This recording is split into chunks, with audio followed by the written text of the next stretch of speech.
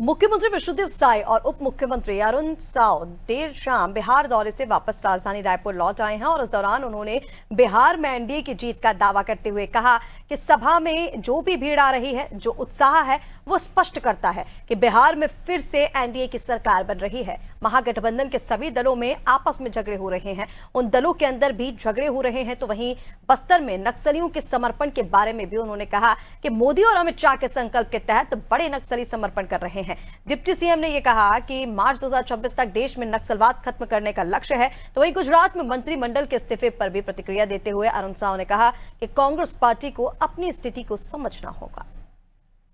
हमारे प्रदेश के मुख्यमंत्री आदरणीय विष्णुदेव साय जी, मैं स्वयं एवं हमारे अन्य साथीगण बिहार में पार्टी ने भेजा था। आज हमारे प्रदेश के प्रभारी नितिन नवीन जी के नामांकन में शामिल हुए। साथ ही माननीय मुख्यमंत्री जी अलग अलग 2 विधानसभा में पार्टी के प्रत्याशियों के नामांकन में शामिल हुए। मैं भी हाजीपुर और पातेपुर के 2 विधानसभा में गया, वहां पर पार्टी प्रत्याशी के नामांकन रैली में शामिल हुआ। वहां पर सभा हुई और सभाओं में, रैली में जो भीड़ आ रही है और भीड़ में जो उत्साह है, लोगों में जो उत्साह है, वो बहुत स्पष्ट करता है कि बिहार में पूर्ण बहुमत के साथ, भारी बहुमत के साथ फिर से एनडीए की सरकार बनने जा रही है। एक तरफ एनडीए पूरी मजबूती से चुनाव लड़ रही है, पूरे समन्वय के साथ, तालमेल के साथ, एकजुट होकर। वहीं महागठबंधन के सभी दलों में आपस में झगड़े हो रहे हैं और उन दलों के अंदर भी झगड़े हो रहे हैं।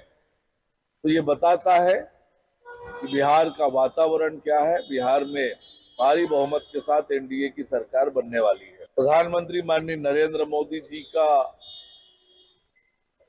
और देश के गृह मंत्री आदरणीय अमित शाह जी का संकल्प,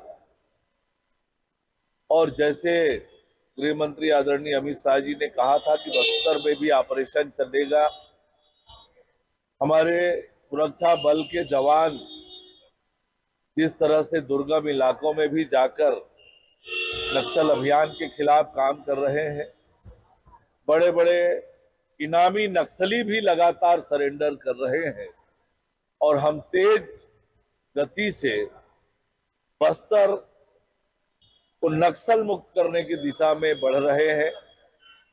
मार्च 2026 तक निश्चित रूप से बस्तर और देश नक्सल मुक्त होगा, उसी दिशा में हम लगातार बढ़ रहे हैं। कांग्रेस पार्टी अपने हालात के बारे में सोचे।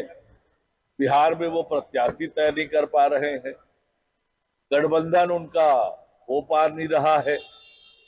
तो कांग्रेस पार्टी तो अपनी चिंता करे। कांग्रेस कैसे